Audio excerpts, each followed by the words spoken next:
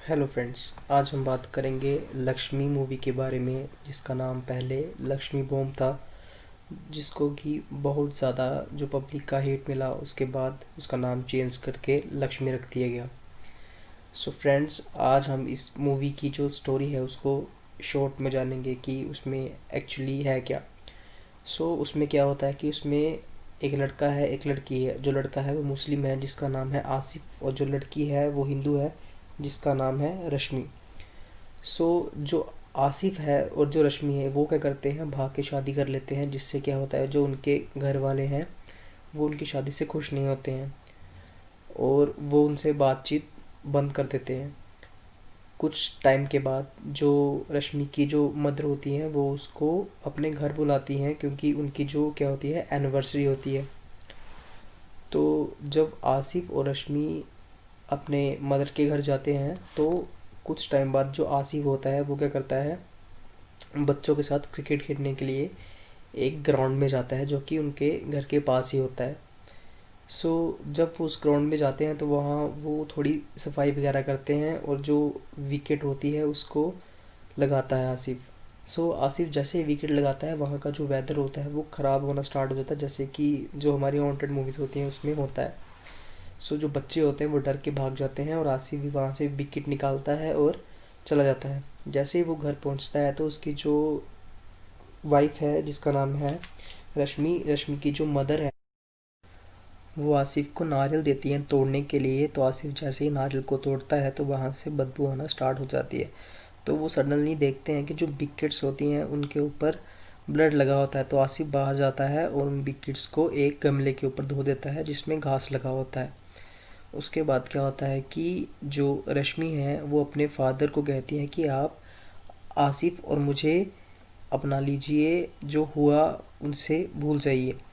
तो उसके फादर उसको कहते हैं कि तुम यहाँ से चले जाओ।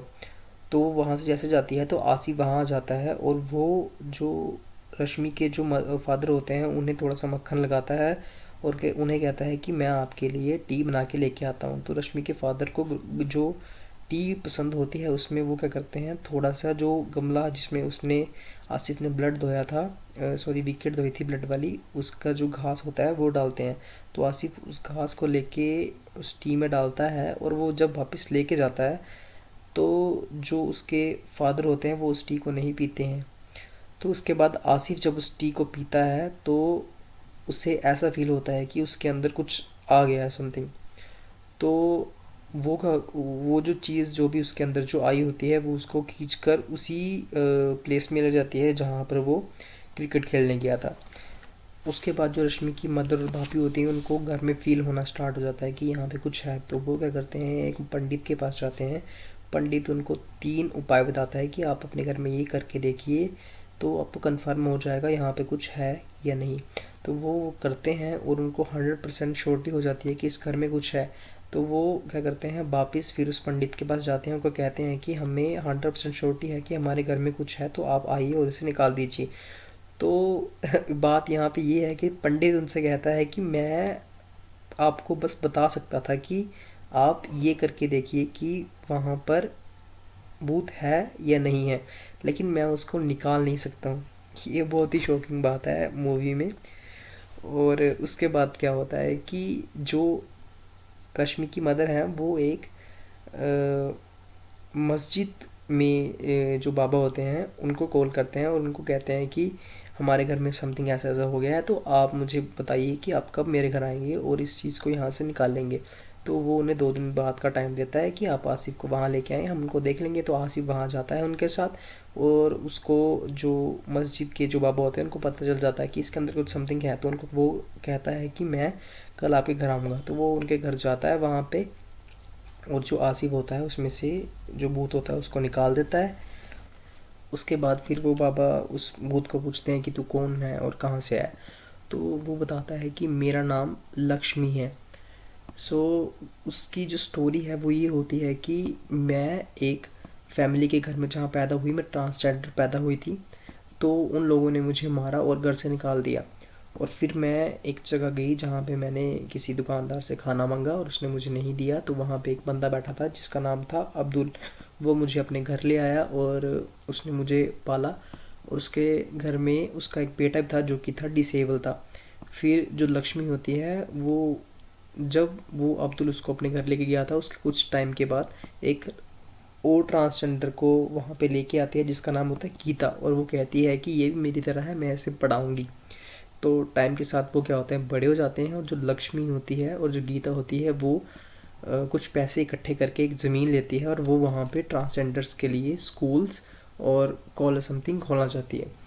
फिर उसको एक दिन पता चलता है कि जो उसने ज़मीन खरीदी है वहाँ पे किसी बिल्डर ने कब्जा कर लिया है, तो वो उसके घर पहुँचती है और उनको थोड़ा बहुत मारती है। तो वो जो बिल्डर होता है वो क्या करता है, उसको कहता है कि ये तुम्हारी ज़मीन है, ले लो, हमें पता नहीं था कि तुम ट्रांसजेंडर हो। और उसकी जो वाइफ होती है बिल्डर की, वो उसको पीछे से चाकू मार देती है और लक्ष्मी वहाँ पे मर जाती है, और अब्दुल और उसका बेटा भी वहाँ पे आ जाते हैं। और जो बिल्डर होता है वो फिर क्या करता है, अब्दुल को भी मार देता है और उसके बेटे को मार देता है। उसके बाद वो क्या करता है, उन तीनों की बॉडीज़ को उसी प्लेस में जाके दफना देता है जहाँ पे उसने ज़मीन खरीदी थी। तो इस बात को सुन के जो आसिफ होता है वो थोड़ा सा फील कर जाता है कि इनके साथ, इन लोगों के साथ गलत हुआ है। तो जो बाबा होता है वो जो भूत होता है उसको क्या करता है, एक बोतल में डालता है और बोतल में डाल के समुंदर में गिरा देता है।